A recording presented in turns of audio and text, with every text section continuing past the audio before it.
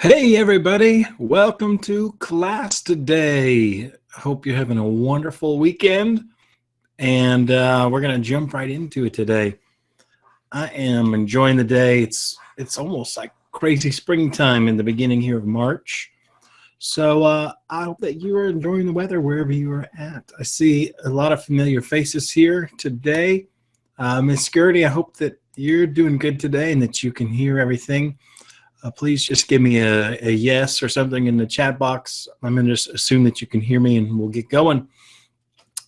Today our topic is on tensegrity. And so I hope that you guys have no clue what that is. I hope you don't know. And I get to introduce it to you because it's just freaking cool. It's in my mind, it's a bridge between a lot of the things that we've been talking about so far this year. We've been kind of out there a little bit, I guess, as far as out there can go. I mean, I know we can get way out there, but we've had fun talking about energy systems and the field and the holographic field and the way we store memory, these holographic kind of memories, vibrational sort of therapy and medicine, and building a bridge out of the physical world that we know a lot about, talking a lot about energy kind of stuff, and applying that really, because they're fun conversations, but it's really about applying these things to your life. All right. It's about applying them to you, and you like trying to be awesome and live a cool life and achieve the stuff that you want and have a great time and, do the things you want to do and go where you want to go and have money to do that stuff and have time and have freedom to do it. So today, I think, is really this sort of bridge that ties all these things together. And today is going to be some fun out there conversations. And then I'm going to throw it back at you at the end with some real concrete steps. I'm going to give you an avenue where you can take some action. And then it's going to be up to you whether you do it or not. So what I want to do is just a quick little review from last week. Not that I necessarily need to, but I want to make sure that really this is a continuation of last week. If you did not listen to that, please go back and listen to it. I think I snuck that one in right around an hour long or so, which is a record for me. Sometimes these go for 2.5 hours. I'm trying to keep them shorter. I've gotten feedback from people like, hey, dude, why don't you, keep them a little bit shorter? But I also get a lot of great feedback, too, that you guys are loving it. So I can keep them awesome, and you can love them to death, and we can even make, we can keep them compact a little bit so you don't have to spend your whole weekend here with me. But I will tell you this. At the beginning of the year, I made a commitment to myself that I was going to do one of these webinars every single weekend, and I was going to do that for the first 3 months. So we're moving into the third month. So, you can continue to expect that from me through March.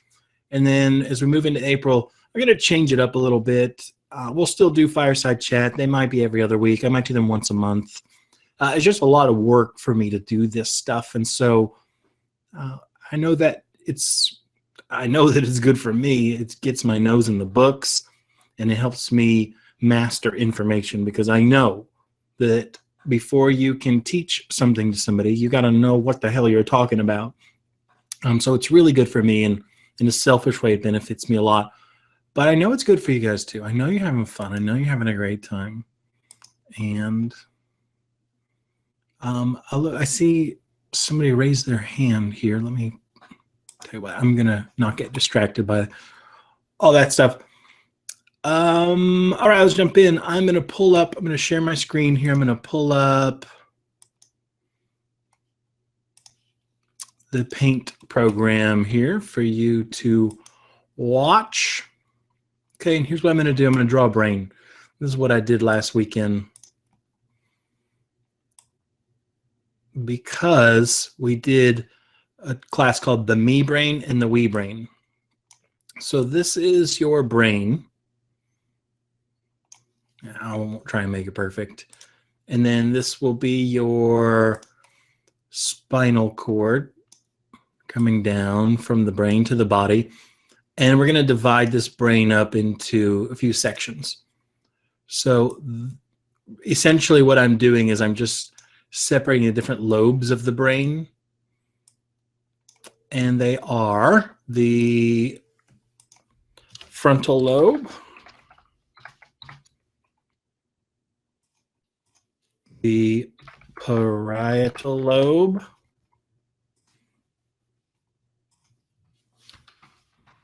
temporal lobe, and then back here, this last one in this area is the occipital lobe. I'm not going to write occiput because this isn't necessarily part of the equation that we talked about, but essentially what I showed you guys and what I shared with you was this idea, and I'm going to get a red color here. Information comes up the spinal cord, so it comes from the body, and it comes to the parietal lobe. And the reason it does that is because it's called sensory. So the parietal's job is to analyze what's going on in the body so that it can then send a signal here to the frontal lobe, because the frontal lobe is more of the motor or the action part of the brain. So again, let me start over. The environment is interpreted through our senses. You know, you see it, touch it, taste it, smell it, hear it. So these sensory bits of information are transmitted through the nervous system, up the spinal cord and into this part of the brain, the parietal lobe. Then the parietal lobe then tells the frontal lobe the correct response. The correct motor is what it's called, motor response. So if I, in my sensory system with my eyes, I see a bear coming at me, then I know, hey, dude, I got to, tell the frontal lobe to give some commands to the body so that we can run away. So it's just kind of the chain of command and how it works. Now, the reason that this is important, and I'm going to draw a little plus sign right here. So information comes up, plus. That's an ugly plus sign, I know. And it stimulates the parietal lobe. And then the parietal lobe turns and stimulates the frontal lobe. So I'm going to draw a plus here. But now check this out. The frontal lobe's job is to inhibit the temporal lobe. So I'm going to draw a negative sign here. Let me even find a circle. I'll put a circle around these things. Plus, plus, minus. And the reason that this is important for you, and as we talked about the me brain versus the we brain, when we're born, when we're primitive, when we're primal, when we're raw, and phylogenetically in our evolution of our brain, we start with this reptilian kind of brain, and it's all about survival. So it's kind of cool to, like if you see a lizard or something, when it's scared and it's threatened, it'll just freeze. So when this part of our brain takes over, a lot of times we just shut down. We clam up. We don't know what to do. We freeze in a way. This brain is primitive. It's first. Okay, so when we're born, it's what's running the show, and it's often through the first 2 years. That's all it is. And I taught you guys about how the soft spot on top of a baby's head is there because the bones need to expand and grow so the frontal lobe can grow. And it grows in a lot into the first 2 years and then into year 6.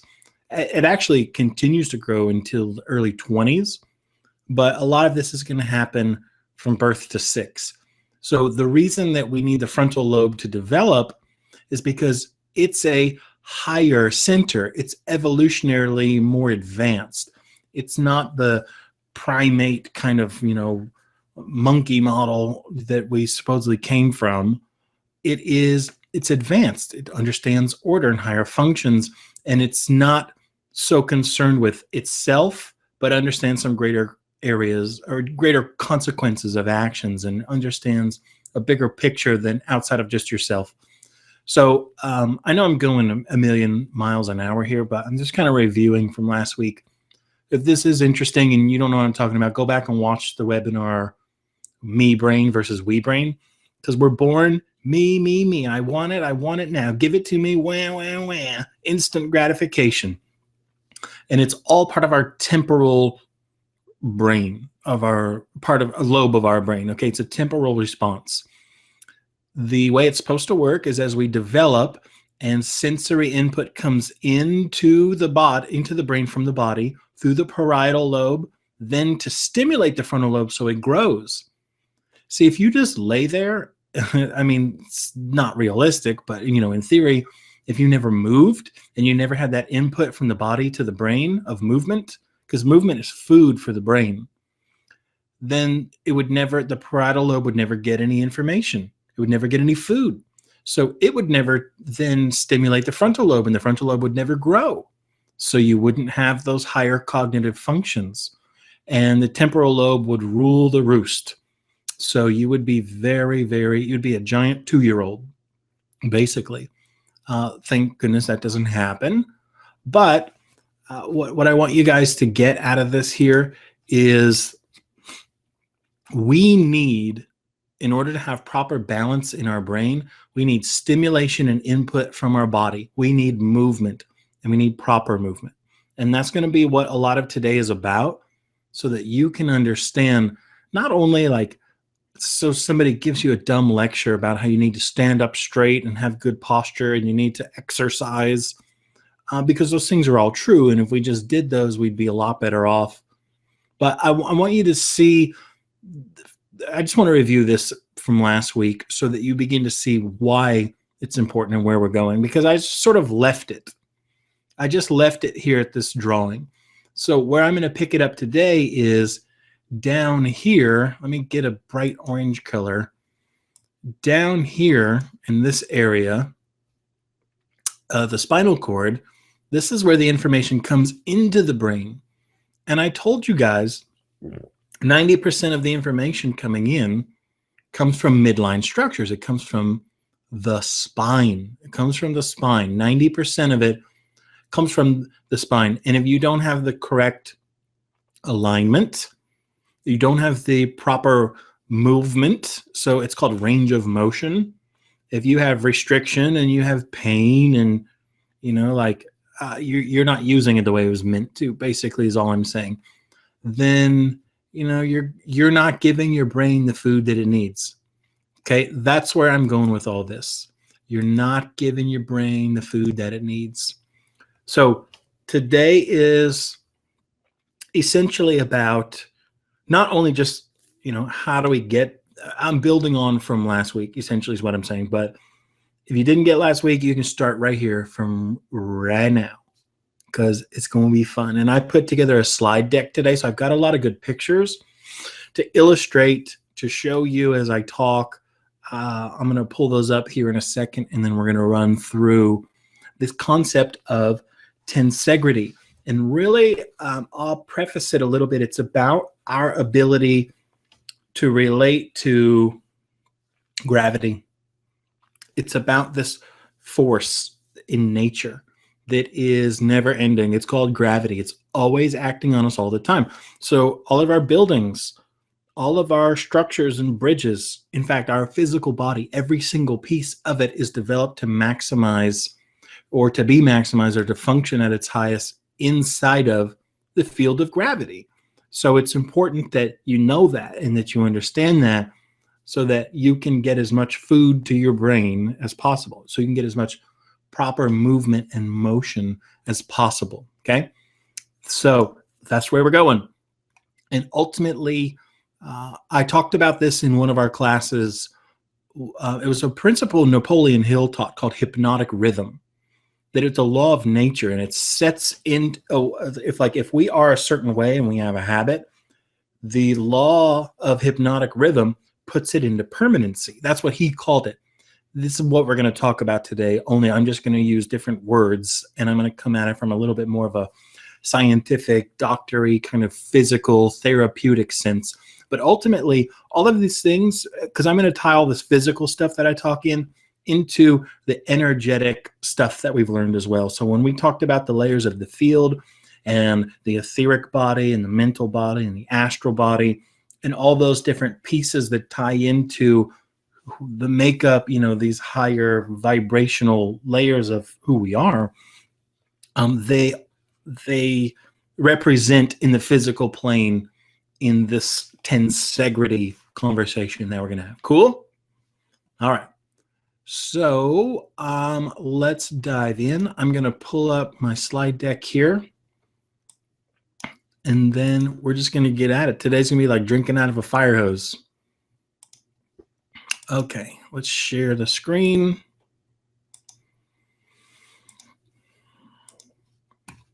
Here we go. So tensegrity is, I'm not even sure, it's a concept, and I'm going to get into it, but it's an architectural concept, something that was created by a famous architect, and it basically means the integrity of a system is defined or based on the element of tension between all of the pieces. So you can see in this picture, this is an art sculpture that utilizes the model of tensegrity. Nothing in here, like none of these metal bars are touching, but they're all suspended in the air, and they all are balancing right there evenly on just that one point.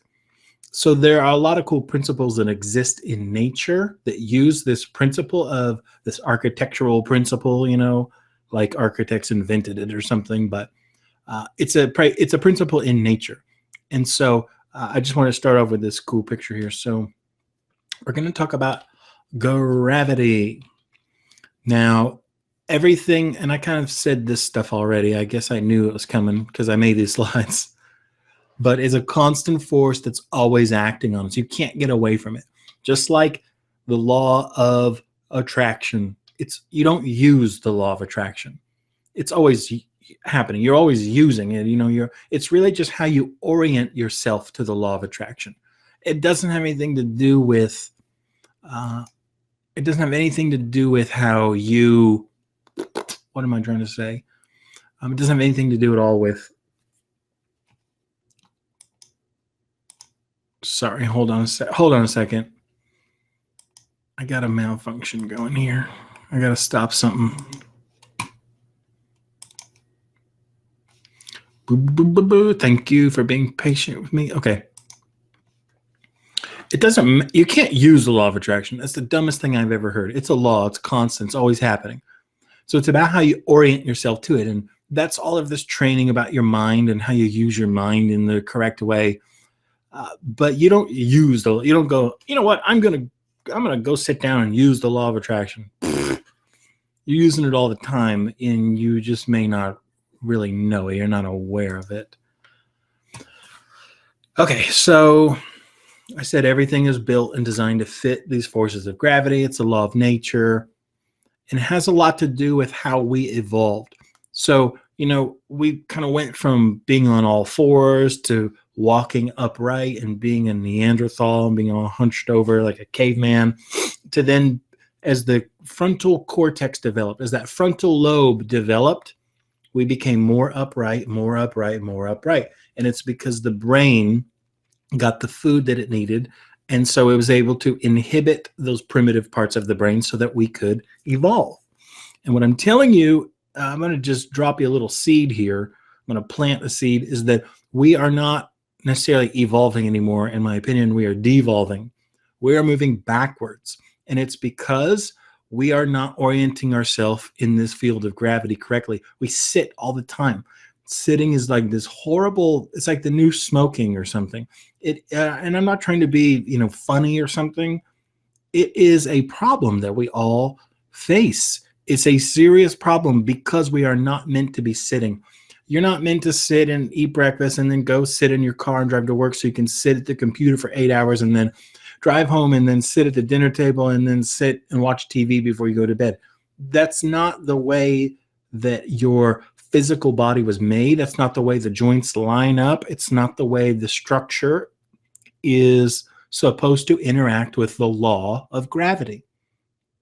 And when you use it incorrectly like that, you set off all these alarms in your body. Another way of saying that is you don't stimulate the frontal lobe, or the we brain. So now your temporal lobe, or your me brain, your primitive part that is, fight or flight survival, cortisol and adrenaline and stress hormones it's going 24/7. So it's going all the time. This is really pretty interesting. I'm going to read a quote here. Let me get the book ready. In just a second, I'm going to read this. But it's from this guy, Joel Goldthwait. And he did this in 1909, okay? So it isn't news by any means.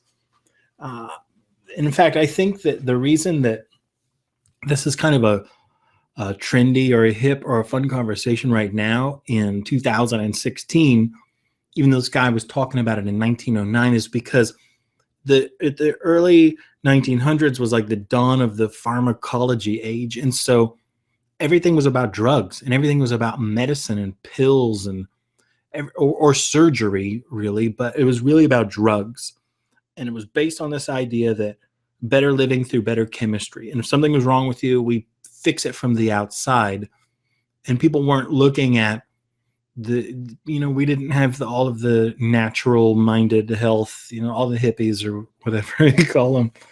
They weren't around at that time to sort of carry the torch.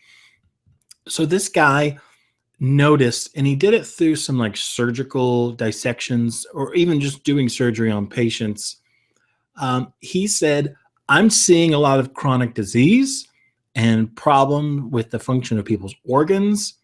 I'm seeing their structures contorted and it's totally screwed up. And so when people are not aligned with the vertical, is the way he said it, basically, if they don't have good posture, then there's a correlation to them having all of these chronic diseases. And I'm going to build up to that, but basically we're going to arrive at the point that all of our modern lifestyle diseases are all of our chronic stuff is because of our lifestyle. It really, really is. And I don't care if it's heart disease or stroke or cancer or fibromyalgia or diabetes. They are all directly related to your sedentary lifestyle and and that's not even entirely true, because you could still exercise a lot, but if you spend 8 hours sitting, then it doesn't matter what your body weight or how much you exercise is. This, like, being in this seated position is a killer for us. Okay, so he noticed these things and he was teaching therapies to people so that they would move properly. They would sit properly, stand properly, and then their biomechanical movements and their movement patterns were intentional with respect to gravity. And the kicker, really, I didn't really put much of this in the slides here, but your posture is all coordinated through the cerebellum.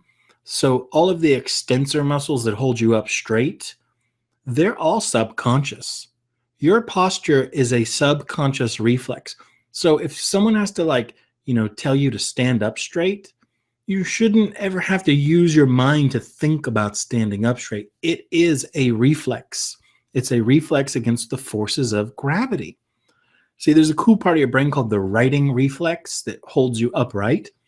And when you're laying down, your brain knows, hey, we're laying down and your back should relax. But when you stand up, the brain knows, hey, we're standing up and gravity is pulling down on us. So we need to engage all of the back muscles to hold us up erect. In fact, the name of those muscle groups is conveniently erector spine group, or erector spinae, but it's there for posture, and it's all below our awareness. It's below consciousness. It's subconscious. It's from the cerebellum. It's all cerebrospinal. So those things, or not cerebrospinal, there isn't a cerebellum spinal. Cerebellum relays through like rubrospinal, tectospinal, but regardless, it's all subconscious is the point that I'm trying to make for you. So he would do this guy, Goldthwait, he would do surgery on people, and he would see that if they had bad posture, bad alignment with the vertical, as he said it, then if their neck was if their neck was misaligned, then they had kinked and or stretched cerebral arteries, compromising the blood and oxygen flow to the brain. They had distorted chest cavities, so it gave them faulty breathing patterns. It gave them poor circulation. They had huge organs, which is called hypertrophy. the organs would have to work so hard, they would just like grow and grow, and it's a sign of disease. And the same thing would happen with the vertebra, so the bones of the spine. And I've got a picture here. The one, and several of these pictures, I just took my phone and snipped some pictures out of an awesome book called Energy Medicine by Jim Oshman. I'll show you guys the cover of the book here once I pull the camera on again. Awesome book, awesome book, awesome. Energy Medicine by Jim Oshman.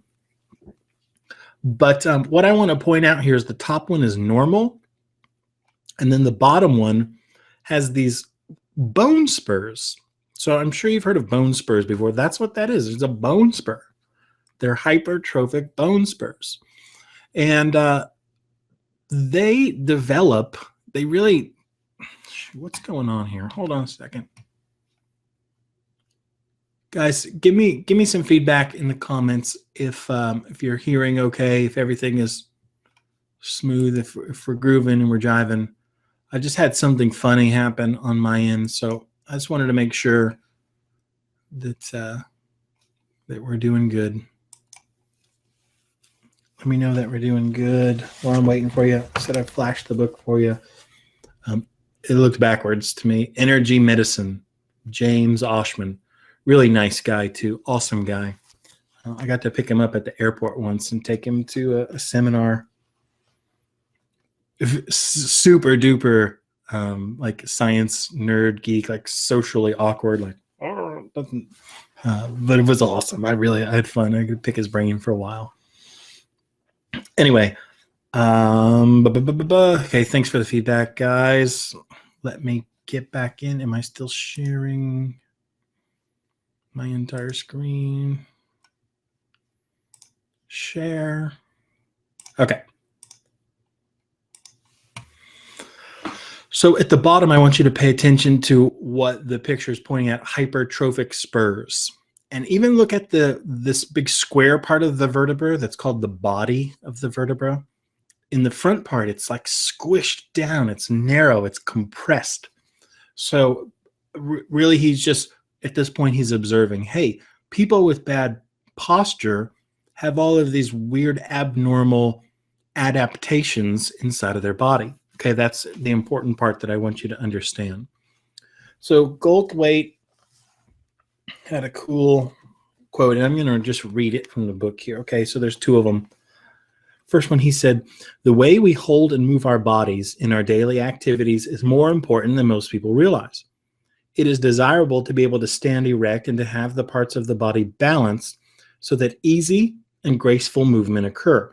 These ideas about how we stand and move are important for full health and economic efficiency of the body. The most economical way to use the body is with proper poise. This allows more energy to be available for whatever task is required. Anytime a structure departs from the balanced state, energy is wasted and efficiency is reduced. An imbalance can cause one part of the body to be strained more than another, but, this is cool, but no one part can be strained without affecting the whole body. So here's this guy in 1909 saying it's all connected. He's saying you can't have strain in one area that isn't totally straining everything. It's like you do something in one spot and it's the oneness principle that we talked about. It's the holographic thing that the information for all of it is in the tiniest part. And when we influence or affect the tiniest part, the whole system is impacted from that stimulus or, whatever it is that we're doing to impact it. Here's the second quote. It would seem to be a matter simply of common sense to expect better health with the body so poised or balanced, that all of the organs are in their proper positions and the muscles are in proper balance. Likewise, with the poise such that the organs of the abdomen and thorax are out of place, as can be demonstrated easily with x-rays, the best health could hardly be expected. The poor position of an organ will disturb its function. If the poor position continues long enough, permanent damage will result. But if the faulty mechanics, meaning the bad movement patterns, meaning the posture, but if the faulty mechanics are corrected, damage will be prevented. So I just wanted to read his words from his page. He published those articles 1909 and 1911. And he was like jumping up and down on his desk and screaming at people like, you guys, you doctors, you therapists, you healers, you need to be paying attention to this stuff. So they created these grades, and this picture right here comes from Harvard University, where Goldthwait was, and this is his chart. It was about grading body mechanics. It was about posture. So I'm going to show you guys some cool posture pictures to kind of tie into this idea, because posture is more than you just standing up straight and being proper and looking good, because you're afraid that your mom's going to hit you in the back of the head or something. It's about what I told you in the beginning, the me brain versus the we brain. It's about your brain functioning properly. It's about your organs functioning properly. It's about you being, it's like you dancing with gravity in the correct way. If you're not good at dancing, you're going to trip and fumble and you're going to look stupid. So if your posture isn't correct, then you're going to trip and fumble, and you're inside of you, in your physical body, you're going to have all kind of crazy adaptations that are not long. They're not going to produce longevity for you. It's almost like your body is saying, it's like your body saying, dude, you're not supposed to do this. But if you're going to be stubborn and you're going to do this stuff anyway, well, then I've got some backup plans here. I'll go ahead and I'll make some bone spurs, and I'll change the chest cavity, and I'll kink up some of the arteries. But I'm telling you that you're cutting years off of your life. It's like our body is talking to us and telling us that. So in this picture here, we're looking at a person from the side, obviously. Excuse me. The diagram A is, the ideal posture.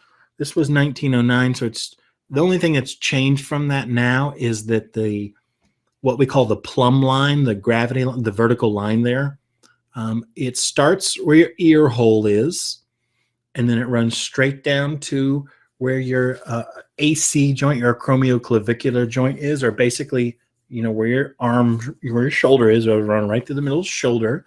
And then it runs through where the femur head is, or your hip joint. If you reach down and touch your leg, where your leg comes up and meets with your pelvis, right there. And then it runs down to the ankle. And actually, you can feel the outside of your ankle. There's a little bony part there, and it's called the protuberance, malleolus. That's it. External malleolus or lateral, whatever. On the lateral side, it's actually the fibula. But these other examples are showing deviations from the norm. So you can see in the picture B at the bottom, the line drops, like it looked down here at his leg. It's like the leg is like bending backwards or something. And the line is not necessarily going right through the shoulder where it should be. In fact, it's tough to tell because this is like a silhouette of a person. But you can just kind of look and see some of these posture things here. And I thought these black and white ones were silly, so I took pictures of myself. So I'm going to show you those. Where are those? They're coming up here. I actually took this morning, I had my wife grab a phone and just take a few pictures of me to show you like the good way and the bad way. And there were some things that I didn't like in the picture that I saw. And I'm going to psychoanalyze myself here for you. But still on this conversation of gravity, I made a note here that like old school Victorian days, it was proper to stand up straight and to walk with poise and, balance a book on your head and walk around and all of that sort of etiquette kind of Emily Post stuff, that they believed your poise came from your posture. That if you had good posture, then you had a demeanor, you had a presence, you commanded attention and authority. And I'm telling you, it's true. If you meet two people and one of them is hunched over like a sad puppy, and the other one is standing up with power pose and they're just authoritative and strong, they are going to have not only different posture, but they're going to have a different attitude.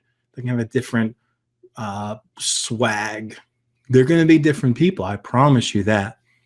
And I want you to think of like, if you have a trauma Like if you're in a if you're on a ladder and the ladder falls over and you smash on the ground, that's a trauma. Like your tissue is going to be ripped and you're going to go through this acute phase of injury repair.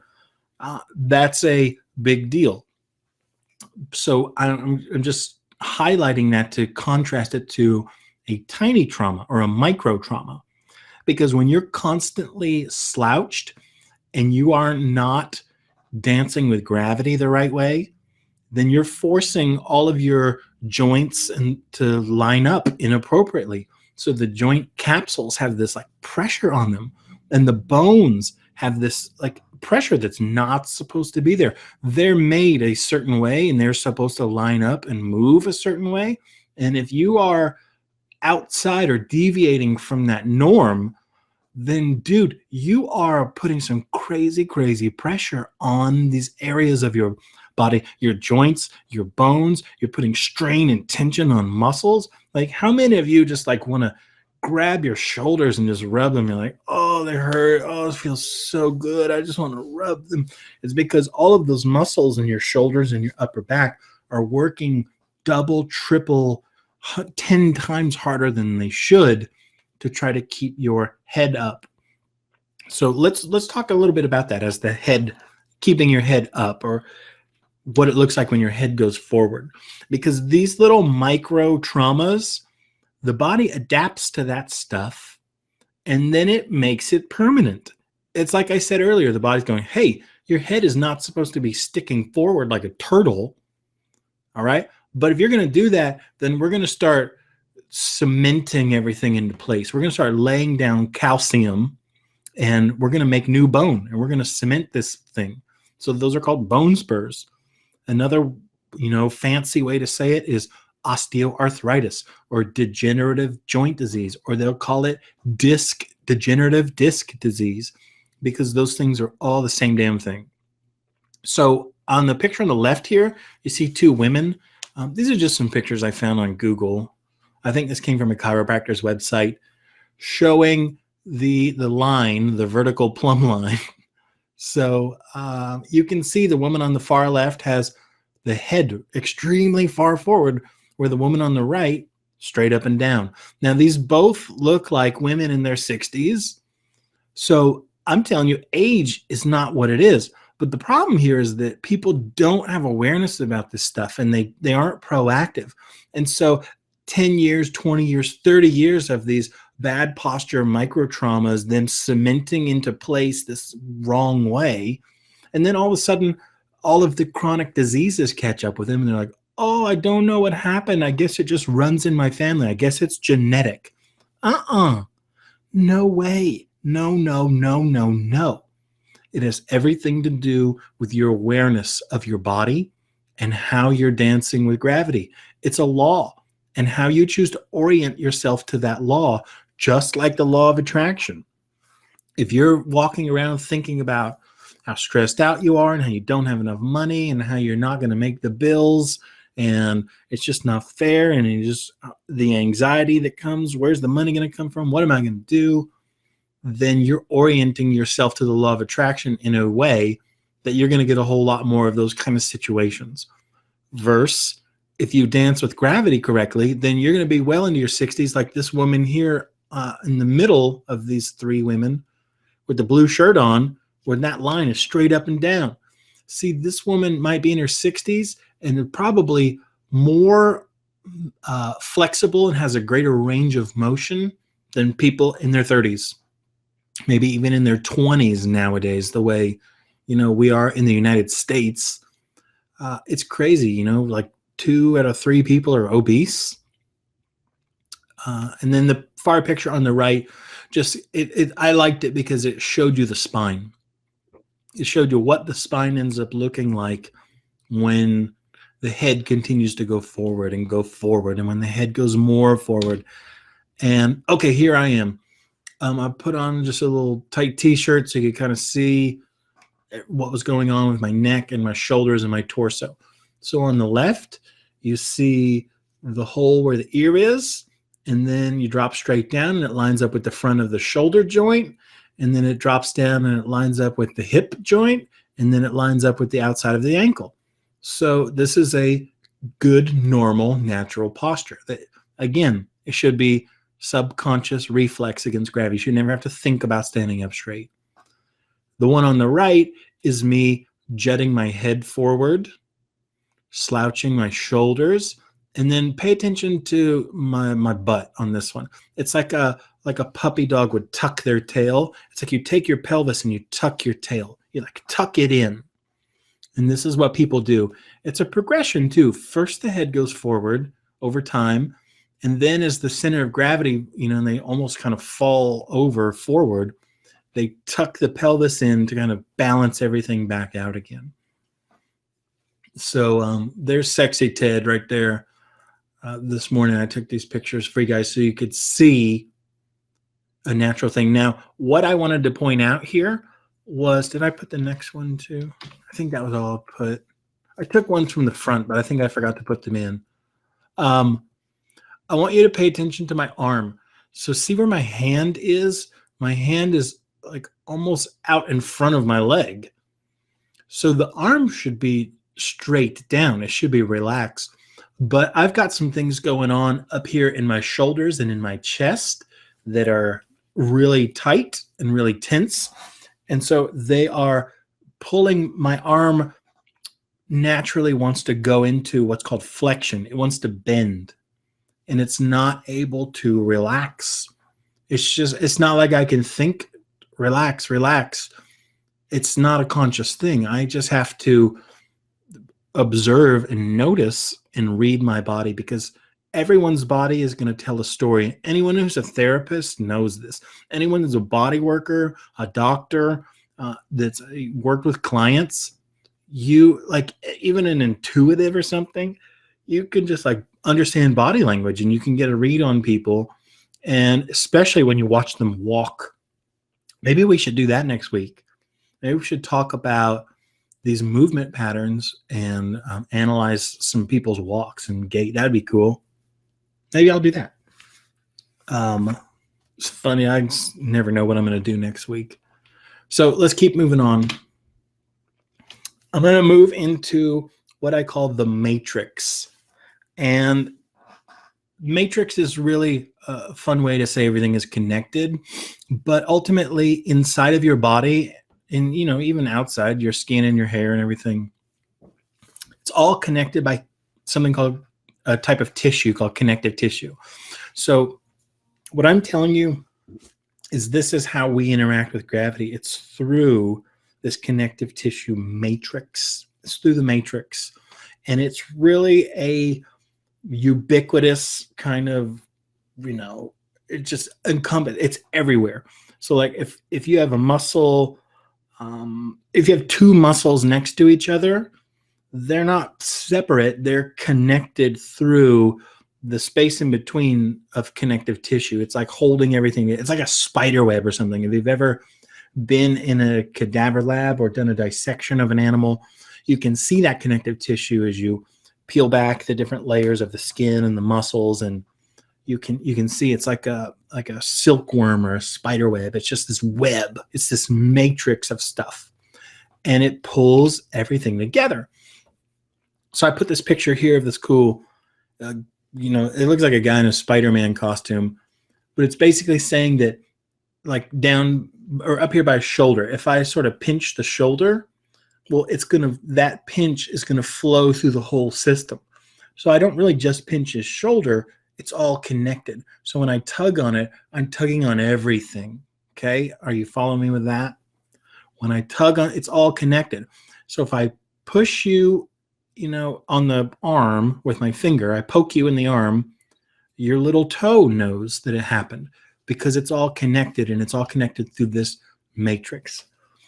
So we can see how this works by just using math. You can use some real simple calculations, stuff from physics, to show how some big forces are placed on the body. And let me stop sharing the screen. Where's a pen at? Okay. I want you to see this pen right here. And we're going to talk about levers. And it's a physics. It's a basic physics concept, but you don't have to know physics. You're going to understand this. So let's say here's a pin, and then right here where I'm holding it, it's the pivot point. So if it goes up or down, it pivots from right here. This is the pivot point. So if I take my finger and I push right here, I can push pretty hard. And I'm pushing down, pushing. And you can see this part of the pin moves way out here. See it move? Okay. But if I come way out here now and I push, if I push from here, I don't really have to push very hard. And look, boom. I'm not really even pushing hard, but I'm farther away from the pivot point. So the farther I get away from the pivot point, there's just the same amount of me pushing, but it's just incredibly more powerful force. Okay? So hopefully you can understand that visual, because essentially your pivot, like let's say this is your neck right here, your head is supposed to be right above it. But if your head goes forward, like we're talking about, if you have the bad posture and the head is forward, it's like the head's not over the pivot point. The head comes way out here. And so now, whoa, the weight of the head is going to put a lot of unnecessary force and pressure on your neck. And your neck's not designed to do that. So the wisdom that runs your body is going to say, dude, we're not designed to do this, but if you're going to keep doing this crap anyway, we need to reinforce some of this stuff. We need to get, this is where we start building more bone. We start laying down more calcium, and we have all of our bone spurs and such. So let me jump back into my slide deck here. Shoot, where?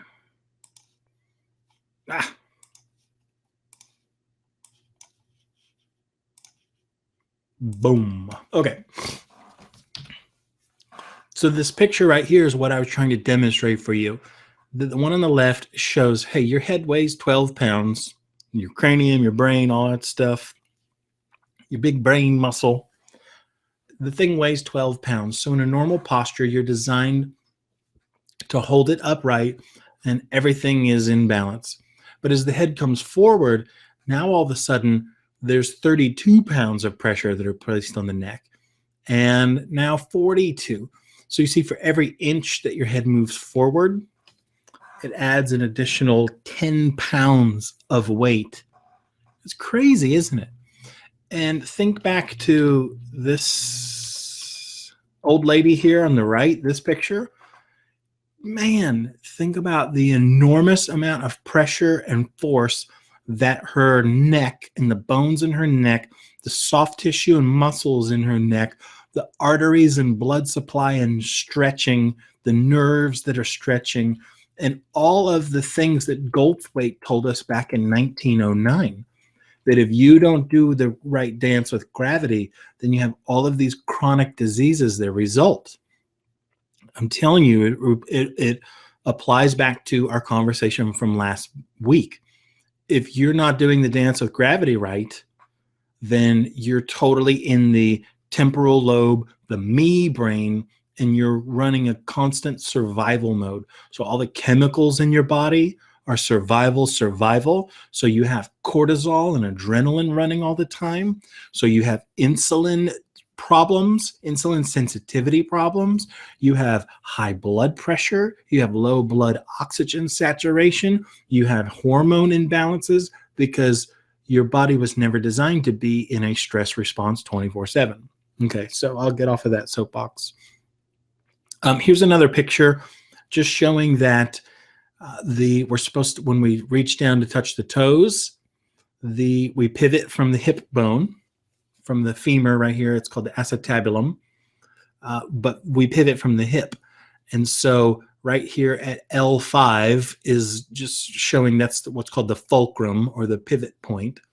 So it's just showing you some math to say, hey, when we pivot like this, the weight of the trunk brings 428 pounds, Actually, I'm reading that wrong.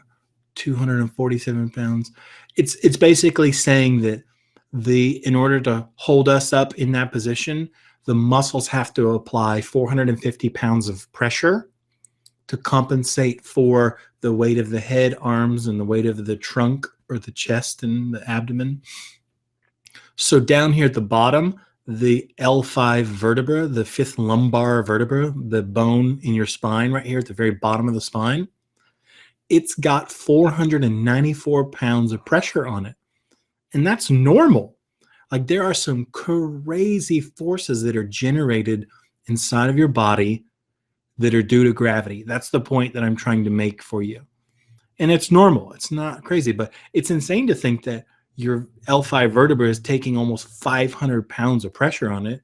It's crazy to think that your muscles in your back have to engage enough to produce 450 pounds of force to counteract that long lever arm and the way gravity is pulling it down. So here's where we get into tensegrity. And I know this was the point of everything. This is the topic, but I had to lay the groundwork so that you could get here. So it's about to get freaking cool, okay? So stay right here with me. Tensegrity is a concept that was started by architecture guy Bucky Fuller, Buckminster. Famous guy. I got a picture of him coming up here. But I really want you to take this architectural concept, and really it existed in nature long before architects got a hold of it, but it's a way we're going to use to visualize the way everything is interconnected in this gravitational fields and how they bridge our physical systems, like our mechanical, our physical body, and the energetic or vibrational systems of our body as well. So tensegrity is defined this way: a continuous tensional network. All right, so it's saying there's always tension there. It's continuous. It's a network of tension that's connected by a discontinuous set of compressive elements. So it's saying that the compressive elements, they're just there. They're not doing anything. They don't move or change. There's no tension. They're just what they are. So in our physical body, these translate as the bones. The discontinuous compressive elements are bones.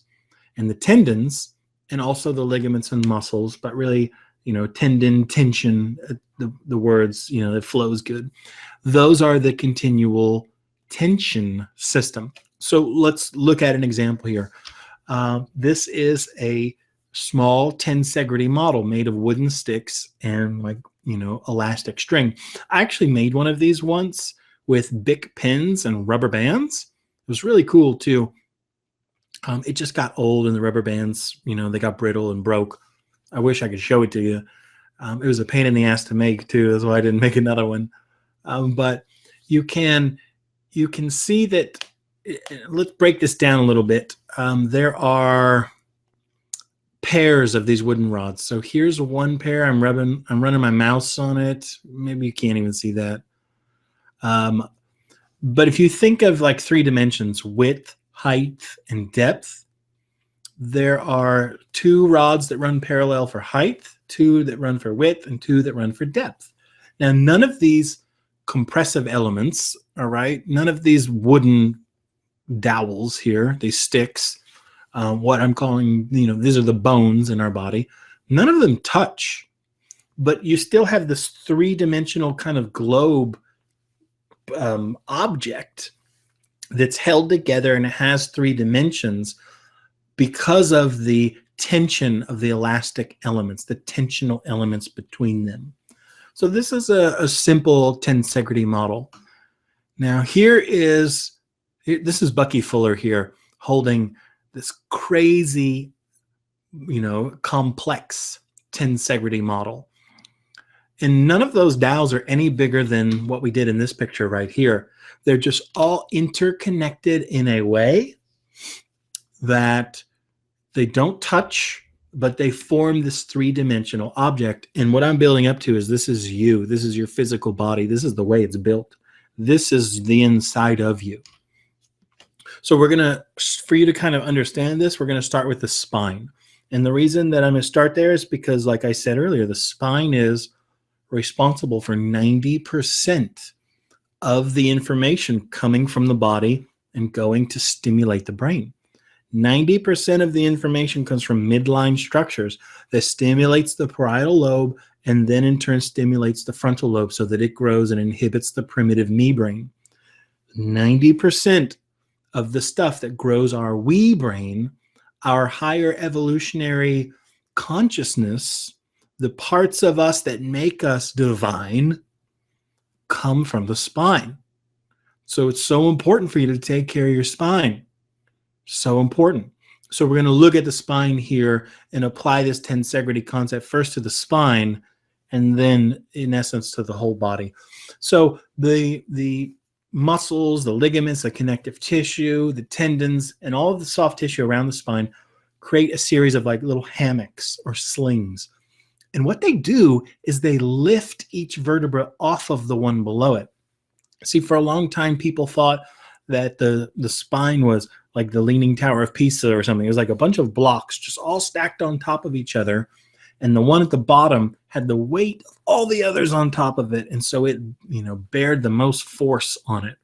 And that's why most people thought it made sense that when they herniated a disc or they had degenerative disc problems, that it was at the very bottom, that it was at L5.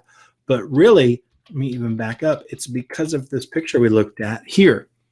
It's because L5 just has so many forces placed on it that if you don't have the right balance in the system, then that number, 494 pounds of force that's on the fifth lumbar, goes up exponentially. And you end up having it be the centerpiece of the degeneration. So the spine is not a stack of blocks. This is what people thought. They thought it was a bunch of blocks stacked up and that the discs were little cushions in between. And it's interesting. It made sense because discs don't have a blood supply. I don't know if you guys knew that. There's no arteries or veins. There's no blood supply to a disc. The only way you get good stuff in and bad stuff out is through a process of imbibition, which is a fancy word. It means like a pump. It's like an accordion. You know the instrument you play with your hands? When you pull it apart, it sucks air into the machine. When you push your hands together, it blows air out of the machine or the instrument, I guess. An accordion. So you're pulling in and out, and it's pulling air into the instrument and out of the instrument. So the disc works the same way, only it's the movement. If you have proper movement of the spine through full range of motion, then you get the good stuff in and you get the bad stuff out. But if it ain't working, and if those areas of the body and the spine aren't moving the way they're supposed to, then you don't have the pump action happening. And then they get brittle and they get thin and then they wear out. And then you have all of your herniation and all your disc problems and all the crap that goes along with that. And I'm going to tell you right now, all that stuff is reversible. All of it is 100% reversible. I've seen it happen. I've seen it happen. I've seen it happen. I've seen it happen. The only thing that it's tough to come back from is when you get a surgery and you have a fusion or something like that, or they go in and they have a laminectomy and cut part of the vertebra off. It's just a Band-Aid. It's a quick fix, and the problem is never addressed, and it always comes back, and it always gets worse. Okay, so we're going to look at a picture here. The left is just a picture of a vertebra, and then on the right are two lumbar vertebrae. So lumbar 1, L1, and lumbar 2, L2. And you see, the L2 has a top piece that sort of curves up, and L1 has a bottom piece that curves down. It's called the inferior or superior articular process. Articular just means where they touch. It's just where they come together. And there's a little sling there. There's a little tendon there. See, what happens is that tendon prevents it. It holds it up. It doesn't let it sag down any further. It is a sling that holds it up like a hammock. So here is some cool little wooden models showing a tensegrity model of a spine. And you can see that you have a fully erect spine in place, It's not a pile of junk on the ground. It has structure and it has height, but none of the things touch. Isn't it crazy? None of them touch. This is how your spine works. When it is in proper alignment with vertical forces of gravity, when you're doing the dance right with gravity, this is the way it works. So the problem then comes when we're not in proper alignment with the vertical, when we're not doing the dance with gravity right, then all of a sudden this tensegrity model, it goes to hell.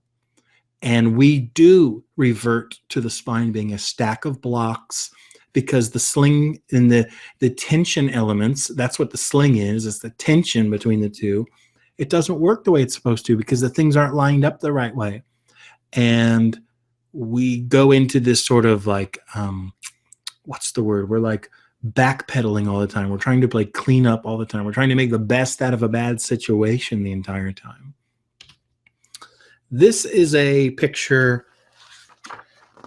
Let me give credit for this picture. It's obviously a drawing of a rabbit created by Miss E.R. Turlington and Miss Jid DeVere in 1957 from The Life of Mammals.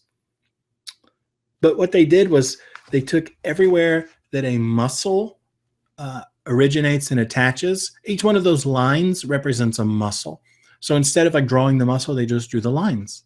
And you can see the entire system of compressive elements, the bones, and the continuous tension elements, which are the muscles and the tendons that attach to the bones. It's cool, isn't it? It's showing right here a tensegrity system in an entire animal. I'm fascinated by this stuff. When we do the correct alignment and dance with gravity, then tensegrity, it actually, I'm going to go back to this picture. I'm going to throw this concept at you. Hopefully it blows your mind. We are not held together. Our physical body is not attached to hold everything together. It's held apart. In a correct balance system, we are held apart from ourselves. Yeah.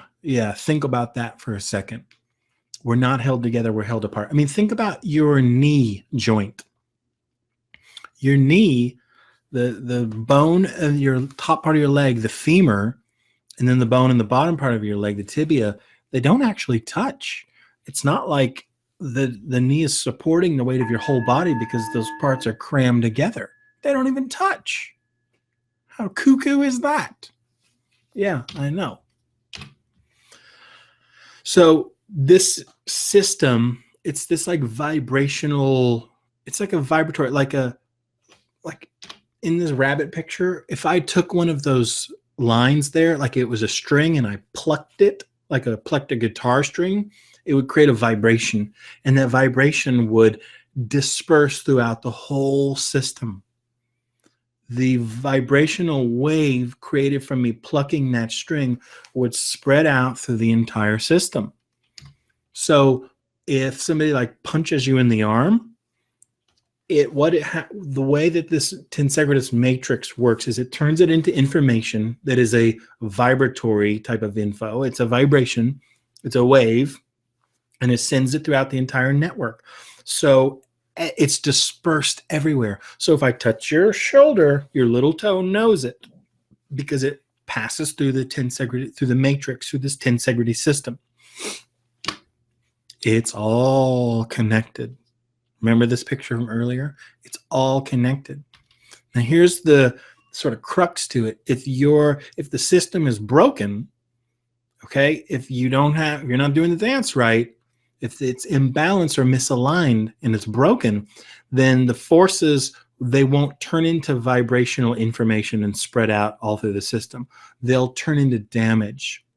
The force, the vibration will come just crashing through the body, and then as soon as it hits the part that is imbalanced or the part that's misaligned, okay, boom, it will hit it like a brick wall and it will create damage there. And here's a great example, and this is something that it's common in my practice. I see this. People in the winter will slip on the ice, okay? And before they slip, let's just say that we know that they have a bad head, they have a forward head problem. So their head is not over their shoulders and it's too far forward. So it's placing all these crazy forces on their neck. So we know the alignment is not right in their neck.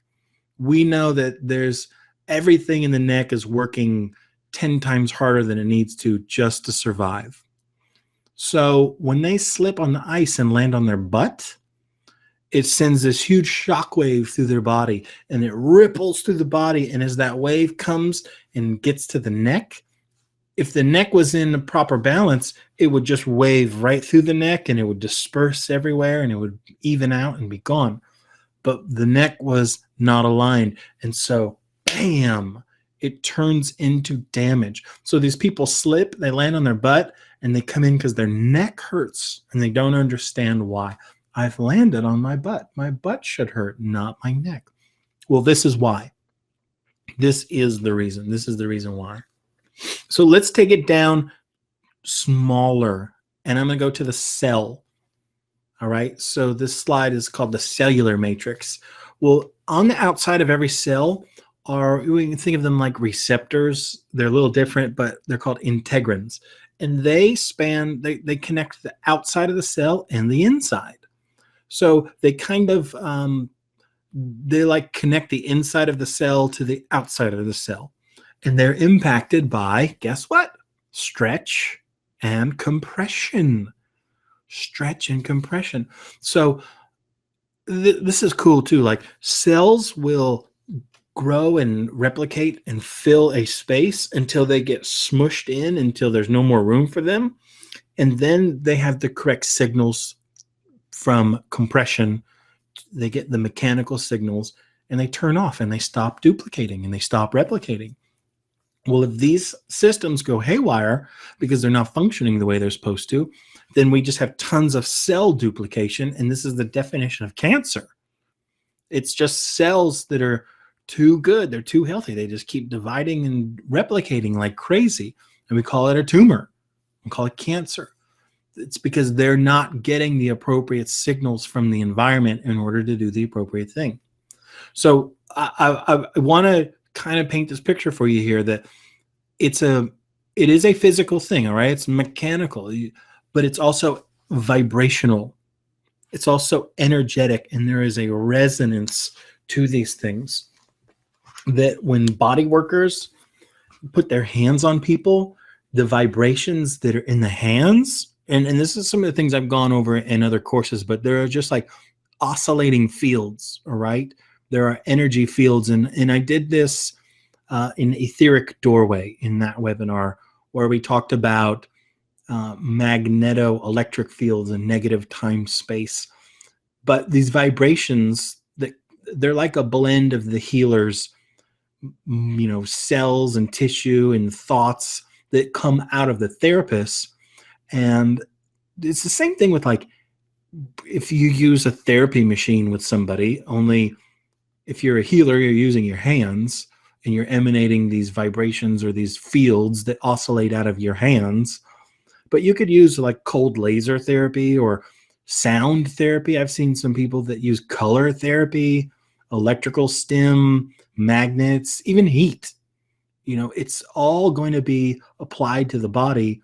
And this tensegrity network, it's like a semiconductor, and it will absorb the energies and it will turn them into stuff. It'll turn them into like sounds and vibrations, like acoustic things of all kind of different frequencies. And they'll go through the system. And since it's a continuum, I'm telling you that one part, if you affect one part of it in a good way, you affect the whole thing in a good way. And if you do it in a bad way, the consequences are for the whole system, for the whole dang thing. So let's take this model of tensegrity and now let's turn it into a big sheet. See this picture here? This is what the connective tissue is like. See, inside of the cell, it looks like this. Outside of the cell, it looks like this. Around the organs, everything, it's all just this continuous level or hierarchy of matrix. It's all a way to transmit information. And it doesn't replace some of the other things, like the way information travels through the nervous system or through the circulatory system, or Robert Becker in Body Electric made evidence for the perineural system. All right. I've talked a lot about the different energetic fields or layers of the physical body. So those are all also in effect. Just wanting you to really, really take to heart the awesome responsibility that you have as a person here on this planet, in order that you came and chose to incarnate here so that you could do something and learn something or impact the world in a certain way. The way that you're going to achieve your higher levels of thought or consciousness or whatever, crazy far out words you want to use, you know what I'm saying, that in order for you to self-actualize and to achieve what you came here to do, you have an awesome responsibility to tend to your body, your physical body. It is your temple. It is your temple. And without the proper care, without you taking the care for it, you are never going to reach your potential. You're never going to achieve those levels of health and happiness and success.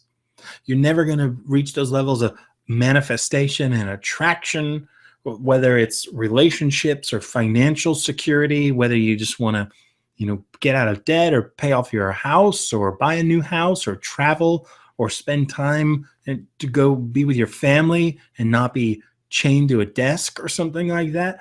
Those things all begin with you showing the universe that you know how to use the tools that you have, that you actually give a damn, and you know how to take the equipment that you already have and use it appropriately with respect and with care. That's what this conversation is about. This is how you get the things that you want in life. Okay. Yeah, I'm getting wound up. Here. So take that connective tissue picture and now apply it to you. There you are, just curled, kneeled down there.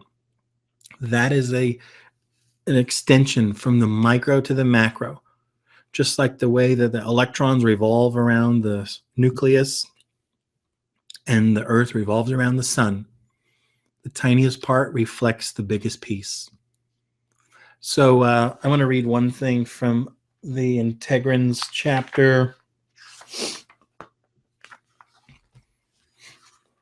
Okay, Horowitz says he documents the increasing awareness among medical researchers that integrins regulate most functions of the body and play key roles in arthritis, heart disease, stroke, osteoporosis, and the spread of cancer. I would even add fibromyalgia and diabetes, which are all just chronic modern-day lifestyle diseases. All irreversible, all of them, every one of them, and drugs are not the answer. Okay, let me go back to this quote. Research on integrins and their attachments has profound significance for movement therapy and body work. The reason is that integrin molecules are focal points where many approaches converge in terms of physiology, biochemistry, energetics, emotions, and therapeutic technique. Of particular interest are the roles of the integrins in the migration of cells that defend the body against disease and repair injuries. It's about how this tensegrity matrix influences our cells signaling so that they are reacting and responding to the environment appropriately to fight disease and repair injuries so that we can live a long, happy life. That's what it is. So right here, we're going to move into a new section that I'm calling plasticity, because some of the movement patterns are considered plastic, kind of like neuroplasticity is a concept I've talked about before also. So here's a simple example. You sprain your ankle, you start limping. You've been limping around for 2 weeks. Well, now you have new forces on one of your legs because you're putting all your weight on that side. So that leg is going to say, hey, dude, we're not meant to do this. But if you're going to continue to put these crazy amounts of force on us, we're going to make more bone.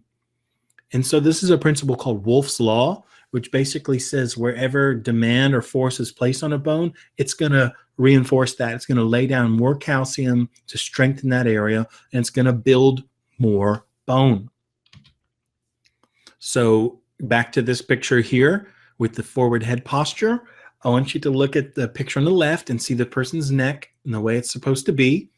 And then as it moves, as we go to the middle picture and then the far right picture, and that head goes forward, you're placing crazy amounts of force and pressure and stress from gravity because you're not aligned to gravity properly.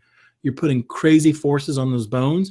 So they're going to start, by Wolff's Law, they're going to start making more bone to cement it all in place, to fuse it all together by creating bone spurs, or what we call osteoarthritis or degeneration. We call it degeneration, but it's awesome. It's a positive thing. It's not, we don't want to get rid of it. We just need to orient ourselves with the vertical in a different way. We need to dance with gravity in a different way. So these are x-rays. The one on the left I want you to look at first. There's a black curved line on the vertebra of the neck. That's the way the neck should be. It should be curved back like that. It's technically called a cervical lordosis, but it's just a curve in the neck. There's supposed to be a curve there. That's the black line. The red line shows where the vertebrae actually are. They're not curved at all, and it looks like 57 millimeters forward from where they should be. So that's going to create forces on the front side of those bones, and Wolff's Law is going to go to work creating new bones. So that's what the picture on the right is. It's not the same person. It's just another picture I found. But you begin to see these weird things growing on the front of the bone. These are bone spurs. It says calcium being laid into those tendons that connect everything, or ligaments, I'm sorry. Like that's probably the anterior longitudinal ligament. And you can see the disc height. The disc is that black space in between all of the vertebra. At the top, there's a big space there, but as we get to the bottom, tiny, tiny space because the disc is narrowing. It's not moving appropriately. It's not pumping like I talked about. None of the good stuff is getting in. None of the bad stuff is getting out. It's drying out and shrinking. And this is called degenerative disc disease. And the treatments for it are usually spinal surgery or pain management, which consists of drugs. It's usually drugs, or maybe they'll give you some sort of like electrical stim, maybe a TENS unit or something, just transcutaneous I don't know what the E is. It's just a nerve stimulation is what a TENS is. Okay, so in the concept of plasticity, in the way that we are constantly changing and adapting and remolding. See, you tend to think of like you grow up and you're like, now I'm an adult. I've grown, and so now I just have to keep it. Well, that's not how it works. Your body is constantly tearing itself down and rebuilding itself. And they happen at the same rate, so that we reach a medium. The imbalances happen when the rate is off. Like, for example, in your bones, you have builders that are called osteoblasts, and then you have guys that tear down.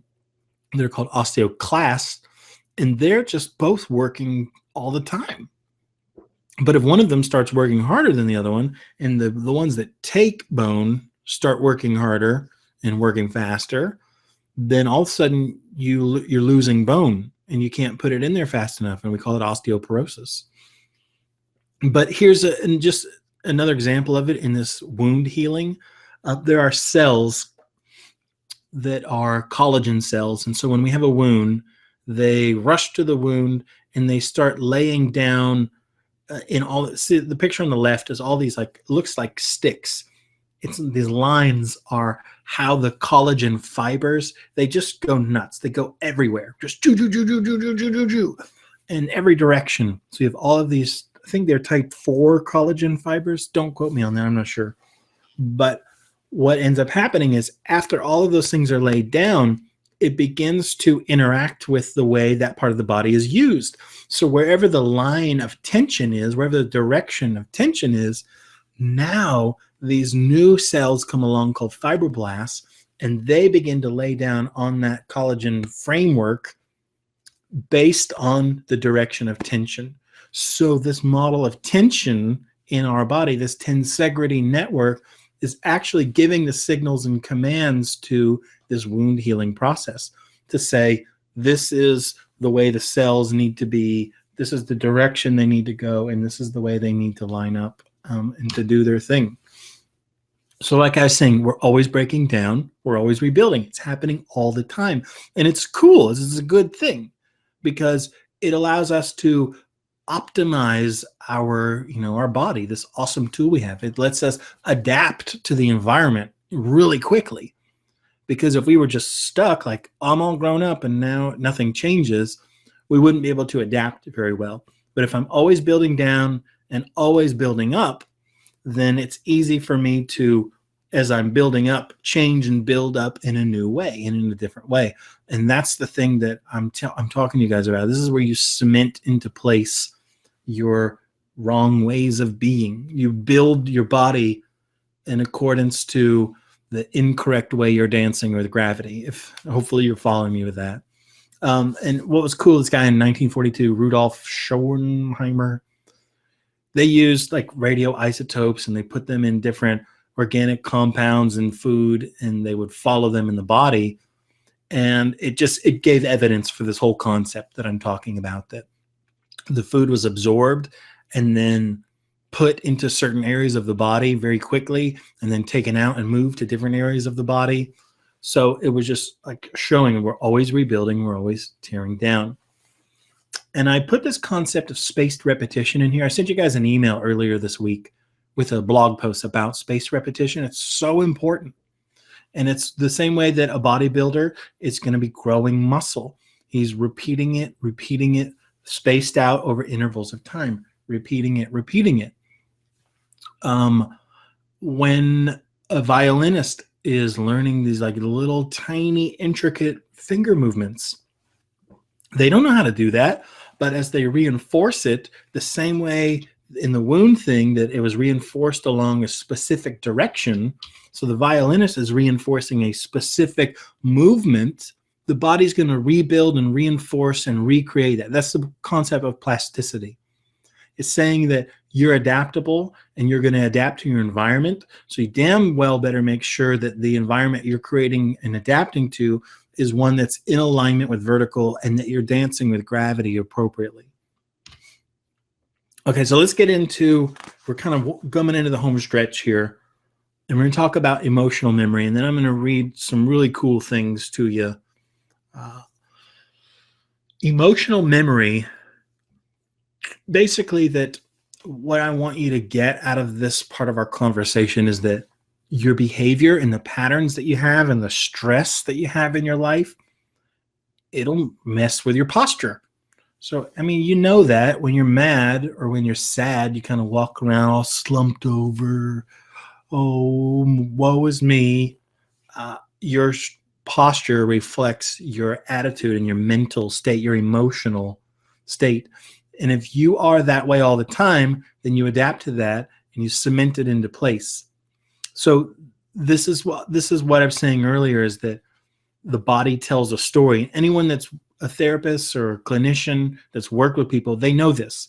They know that they can look at a person's body and it tells them the way that their body has been used or the way their body has been abused, that there is memory there. And it's also referred to as muscle memory. I like the concept that we used in our etheric doorway class in the model of the holographic universe, because in the holographic model, the memory is there. It's like stored vibrationally. And Oshman's the one who wrote the book that I'm pulling a lot of this from. He called it somatic recall phenomenon, is basically saying cellular memory. And that as a clinician, you could touch somebody like on their neck or something. You could put pressure on a certain area of the body, and it would release this vivid recollection of a memory. And usually that memory was a traumatic experience, and it was a trauma that actually caused the problem to begin with. And most of the time it was an emotional trauma. So most of the time it was like, just to let you wrap your head around, it's like if my mom told me, you're an idiot, nobody loves you, no one will ever want you. And so I walk around and I just slouched over and I'm feeling horrible all the time. That's an emotional trauma, but it gets cemented into the physical body. So now, 10 years, 20 years later, I have neck pain or back pain and I'm at some chiropractor's office or a physical therapist or, kinesiologist or an osteopath, or I'm doing yoga, down the street at the yoga studio, whatever it is. And I take my body out of that sort of puppy dog position and I go back into the way I'm supposed to be and I restore the right motion and I reorganize that thing. Man, that emotional trauma is released in that moment. And so people have huge emotional releases from having physical work done with them. I mean, anyone that's ever been to a massage therapist, or definitely if you are one, you know how people have emotional releases while you're working with them. You're just like rubbing out a trigger point or something, and they just like lose it and just start crying. And you got to be able to handle that, I guess, is the best way. You got to like hold a space for them. Ida Rolf said, the issues are in the tissues. And she's so right. And that's the point that I'm trying to make, is that when you're working with somebody to restore them back to the normal way and bring them into the alignment with the vertical, they're going to have a release of a lot of emotional stuff. It's going to happen. And I dare say that a lot of the emotional, that a lot of the physical, misalignment stuff is a result of the emotional issues, because posture is a subconscious reflex. You should never have to you should never think stand up. So a lot of it comes from emotional causes and cases. A big culprit, though, and I'm going to talk about it right now, is sitting. We are not meant to sit in a chair all the time. So if you're in a job where you sit all the time, every hour you need to get up, even if it's just for a minute, and go walk to the water cooler or go to the bathroom or stand up and do some stretches or do some posture exercises, some arm overhead raises or something. You have to incorporate those things, and you have to know that sitting is not good. It's your enemy. It's like taking poison or something. Okay, so I'm going to read a few things from Ida Rolf here. I'm going to put this cool Tensegrity picture up while I read these things. I just like the picture. It was cool how it's all these individual elements in 3-dimension, but when you look at it from sort of 2-dimensional way, it looks like a Star of David. I thought that was cool. Okay, so I'm going to read for a few minutes here, okay? So this is Ida Rolf from 2 of her trainings. Any trauma to the body is recorded as changes in internal structure. With slight damage, structures are nearly able to resume their original positions after healing. But even slight displacements have cumulative and long-term effects, especially if there's a shift in the way weight is carried, meaning a change in the relation to gravity. In fact, it is possible that all traumas to the body alter the relation to gravity by causing deviations from the ideal pattern, the form that we've inherited to enable us to cope with gravity. Even a small change in alignment and movement will result in compensatory changes throughout the body. Patterns of neural activity, blood and lymph flow, muscular contraction will be altered. If the recovery is prolonged, certain muscles will atrophy from disuse. Others will become hypertoned from being overworked. Because muscles act as pumps, moving blood and lymph, the presence of immobilized and flaccid muscles will reduce the nutrition and oxygenation of cells and tissues. When a muscle is chronically shortened, it gradually loses its ability to relax. Tension will always be present. Connective tissue fibrils will be laid down to thicken and strengthen structures that are called upon to provide extra support. Okay? I'm going to go to another one here. The imbalances resulting from physical or emotional trauma can lead to a whole realm of chronic problems for which conventional medicine has little to offer. The more serious of these, arthritis, high blood pressure, even cancer, are whole system phenomena that cannot be understood by examining parts, but rather by looking at relationships. And gravity is a part of the whole that has been given relatively little attention. As an example, consider the relation of the head to gravity. For various reasons, most of us hold our heads tipped forward, with our neck bent. The vertebral artery is curved instead of straight, and its passageway is narrowed, restricting the circulation. Less nourishment reaches the brain and organs of the head. The hydrostatic compartments of the brains, which are the ventricles, are affected. The autonomic balance can be influenced, leading to survival physiology, digestive complaints. Tensions lead to headaches and bursitis. The functioning of the spinal cord itself is impaired at the important region where it descends from the brain. The electrical and magnetic fields of the brain and spinal nerves may have their patterns distorted by improper neck alignment.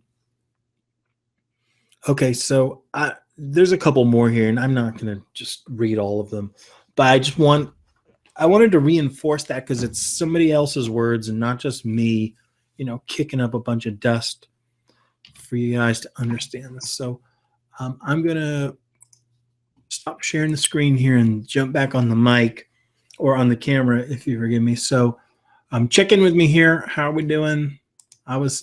When I get on those PowerPoint things, I can't see you. It's just my whole screen is just the PowerPoint. So, if you're asking questions or anything like that, I hope that you guys are digging this. I hope that you're excited. I hope that you're loving this, because this is cool stuff, isn't it? It really is. And it's simple, but it's not easy to do. It's something that it'll transform your life in a bad way, even, I guess. It is a tool that you have. It is something at your disposal. It's something that simple that you already have, and you just need to tend to it. You just need to use it with awareness and with intention. So I'm going to go to a book here. Where did I put the book? And oh shit, let me share my screen. I'll come to the book because it's really going to highlight a lot of the parts I talked about in sitting and why sitting is such a problem, because we spend so much time doing it and we were not designed to do this. And the people that are in a sedentary lifestyle and they're sitting all the time really have a huge negative impact on their emotions and their behaviors, huge negative impact on their hormone levels. It increases their risk of death and mortality and chronic diseases. So let's talk about some of these things. Pain is one of them, a big one. I'm telling you, if you have back pain and neck pain, your stuff's not lined up right, and your muscles are working 10 times harder than they need to hold you up. So what I'm going to show you is a resource for you guys to get some awareness about what to do, on how to do this differently, because drugs are not the answer. Drugs are not going to ever, ever, ever be the solution for you. Okay, so I brought this up to talk about some of these chronic diseases. So right here, first is obesity. 2/3 of the United States adult population, more than 2/3 it says, and 1/3 of children overweight and obese. Okay, so I don't have to tell you why being obese is bad. Let me just move on here. Heart disease. So this is, I was going to say acromegaly, cardiomegaly, acromegaly. This is coronary artery disease, all the heart disease problems that go along with it, including stroke. Right here, CDC says 600,000 people die each year from heart disease. And what I'm telling you, and I don't care what anyone says, I'll argue them to the mat. All of these are reversible. All of these are preventable. Men are the ones that usually die from these things like crazy too. Does it say that here? Heart disease for 1 in 4 deaths. Heart disease accounts for 1 in 4 deaths. And it's 1 out of 4 people. It could have been prevented. It could have, if they only had this information and had this knowledge. And more importantly, that they did something with it. See, to know something and to not do anything is to not know it. If you think you know it, but you're not doing it, then you don't know. You don't know anything. Don't pretend like you know just because you're smarty pants. If you aren't doing it, then you don't know. And this stuff is really, really simple for you to take some small, easy, practical steps in order to begin using your body differently in alignment with the vertical and in doing your dance with gravity. Diabetes, according to American Diabetes Association, 30 million adults and children in the United States have type 2 diabetes. Okay, that's 10% of the population. So that's type 2. Type 2 is a chronic lifestyle disease. Type 1 is not. Type 1 is an autoimmune disease. Type 2 is reversible. You see, it's not like you have heart disease, okay? It's more like a verb. It's not a noun. You don't have heart disease. You're heart diseasing. You're using your body in a way that you're making heart disease necessary. You don't have diabetes. You're diabetesing.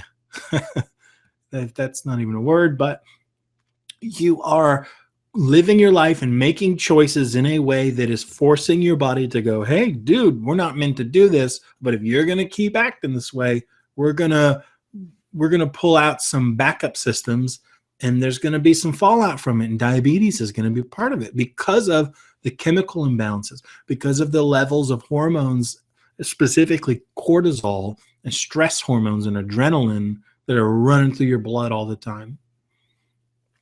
Cancer. Cancer is the second leading cause of death in the United States. 1,600 people die every day of some kind of cancer. And here's what got my attention. The cancer most diagnosed for women is breast cancer.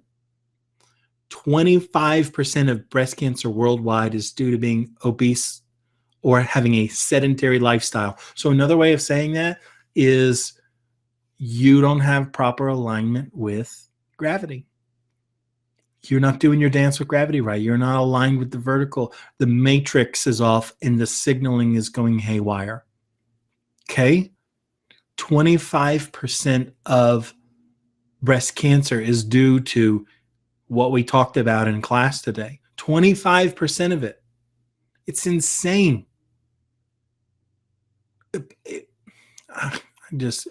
I know I'm preaching to the choir, okay, guys? I just want to read this quote here from Dr. Neville Owen, head of behavioral epidemiology at Australia's Baker. Sitting time is emerging as a strong candidate for being a cancer risk factor in its own right. It seems highly likely that the longer you sit, the higher your risk. And this phenomenon isn't dependent on body weight or how much exercise people do. He's basically saying it doesn't matter all of the other awesome stuff you do. If you just sit all the time and you don't get up once an hour and stretch and move and just go for a walk for 30 seconds, for 1 minute, then it is its own cancer risk factor. That's what it's saying. And then I won't even get into this part, but this is just mortality is just, your risk of dying. And of course, your risk of dying is going to go up if you're infinitely more susceptible to all of these chronic diseases and all of the biomarkers that go along with them. Okay. So I want to point you guys to a resource. Like Brigitte said, is not easy to do. It's not easy.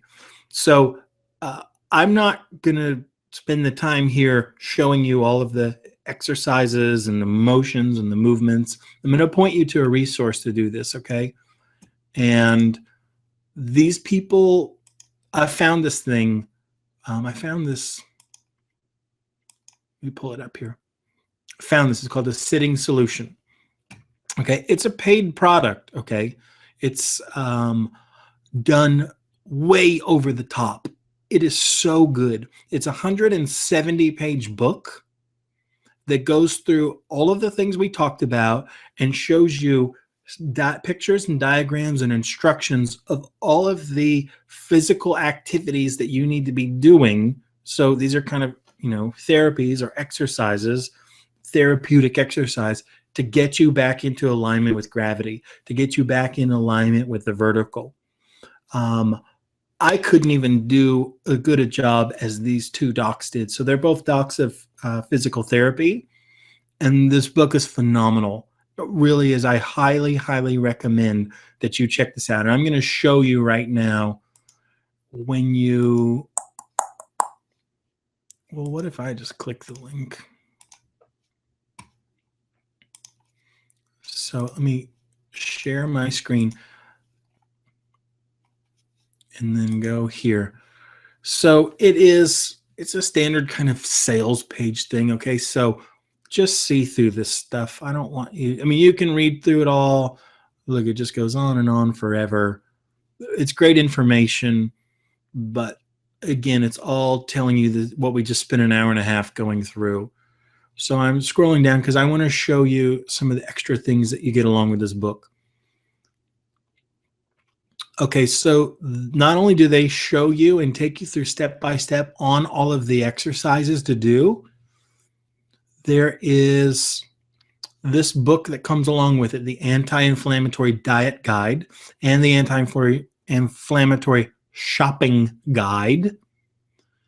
There is this book also that comes along with it, The Sexy Shoulder Secret. I didn't really care at all about that, but my wife was like, ooh, that looks cool. So I guess it's a girl thing. Truth About Back Pain and How to Solve It, and The Simple Solution to Pain-Free Joints. So you get all of that stuff, and it's all great, but the thing that is awesome is the book, The Sitting Solution. So I'm going to show you guys right here. It's $37. You get all that stuff for $37. And I have the book. I'm logged in here to the website, ebook down exercises. So there are 45 different exercises, 45 different videos, where not only is it in the book, you don't have to, if you don't do it that way, if you can't like learn visually by reading that stuff, you can watch the videos. And there's videos to do if you're at work, in your workspace, if you're in a gym. Look, you can see here for wrist and hands, shoulder, neck, core, hips, legs, feet, ankles. They have videos about with equipment because they're physical therapists and they love resistance bands. I'm going to tell you guys, if you, and I encourage you to get this, for the cost of this, for $37, this resource is invaluable. When you get this, there's going to be a funnel of upsells and things. So I'll tell you, this is what you need. And if you're interested in the other stuff and you want to buy it, then you go ahead. That's on you. They're going to try to get you to buy probably to buy some of these equipment bands. I don't really think that you need them. Probably get you to buy something else about, getting rid of pain or something. If you can just get focused on these simple exercises that are specifically designed to isolate tiny muscle groups that pull your posture back into alignment with the vertical and get you oriented with gravity correctly, you won't have pain. You won't. 90% of the pain clients that I have in my office could solve most of their problems if they just did this work, but they don't want to do the work. They want to come in and pay me $40 a pop to come in and get an adjustment so that they can feel better, but never do anything that's going to give them long-term relief. And my job is to tell them, what they should do. And if they don't do that, then what they can expect. And it's just really, sometimes people don't want to do it. They don't want to put in the work and they don't want to put in the time in order to do that stuff. Okay.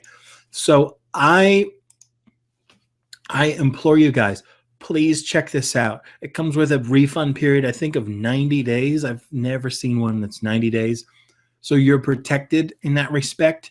The thing is fantastic. I really, really want you to do something, okay? This is the easiest way for you to do it because it just lays it all out there for you. It's all step by step. It shows you, it holds your hand all the way through. It's got the videos to come along with it. And then you get all that other bonus stuff as well, which is all great. It's all great. But it's this book right here, The Sitting Solution. I want you to get this book. I want you to get it now. And it's because I reached out to these people, and so they gave me the opportunity to share this with you at this price. So click on the button here, click here now, and at least pull it up in another window so that you have the opportunity to read the stuff, to check it out. It's such a tiny investment, and it's an investment in yourself. It really is, because if you don't have the mentors or the teachers or the instruction, if you don't have the people showing you how to do it and the way to do it, then what do you got? You don't got much. What are you just gonna like keep doing what you've been doing? I think I'm being tough on you guys. In fact, I'll let that be. If this is something that speaks to you, then just do it. Okay, do it right now. And if not, that's fine. I'm not gonna jump up and down and like sell you on the idea that you have to do it or I'm going to be mad or something. But this is the resource for you. All right. This is better than anything I can do to tell you to, like, do this posture exercise here and try and show you the things that I do, because I spend a lot of time with people in a clinical setting to get them to do it correctly, to point out all of the things that are needed and necessary for them to do it the right way. So you got to do this the right way. If you don't do it the right way, you will strengthen and rehabilitate your body through the process of plasticity, but you'll do it the wrong way. So don't be doing it the wrong way. Okay. All right. I really have fun in this class. It's been a while since I've done Tensegrity, and it's just a really fun one for me. So I hope that you guys really got a lot out of this. I see that you guys are, still here hanging out. I didn't lose you after the whole thing. So that means that you liked it, and that means that you got something out of it. So please send me an email. Let me know that you enjoyed it. Let me know something you learned or got out of it. Let me know if you got the book and if you're diving into that. Ultimately, it's like your comments and your feedback is my oxygen. I need that stuff to, I guess I don't need it. That's a poor choice of words, but it keeps me motivated. It keeps me going. It keeps me excited. And it keeps me engaged. And I really, really enjoy it. I really want to know what you guys want to hear about. If you have something that you're curious about, a direction you want to go, or maybe we'll do a class. Maybe we'll spend a day going on one of those topics that you send me. If you don't send me anything, I'll still find something to talk about. But I certainly want to help cater this to you guys to help you get what you want. Okay. And all of this material has been stuff to help me get what I want. And it's things that I've, have been well received in other speaking arenas. So I'll just keep talking. All right. But with all of the love in the world, I hope that you guys get out and enjoy the rest of the weekend.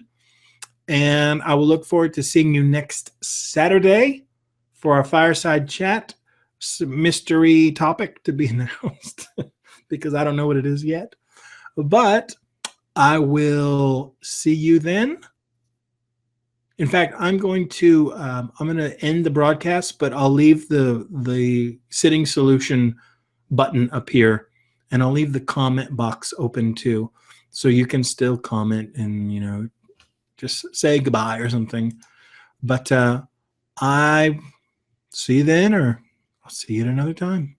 Bye.